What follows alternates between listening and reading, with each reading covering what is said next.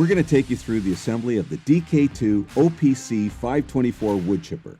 Assembly will take an hour, and you'll need 1/2, 5/8, and 7/8 wrenches. Open and unpack all items. Leave yourself lots of workspace. Remove all the hardware from the axle. Install wheels with the valve stems on the outside, then washer, then tighten the nut. Tip the unit back and balance it with a helper. Place the chip chute on the chipper. Install the feed chute on the 2 hinges. You may need to use a rubber mallet. These are tight-fitting to reduce vibration noise. Close the chute and latch it. Plug the safety key shutoff wire connectors together. You can now hold the chute by the handles to tip the unit back, so you can install the hitch. Using the feed chute, tip the unit back, raising the front end up.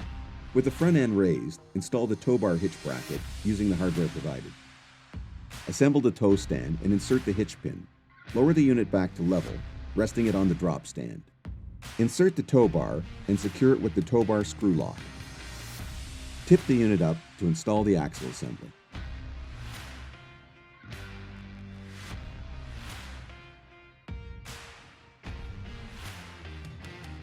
Install the chute guide with the safety shutoff.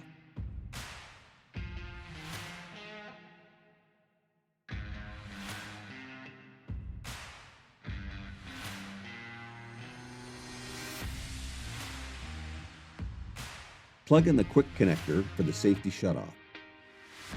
Install the chip chute deflector and tighten the locking handles. Install the toolbox under the feed chute.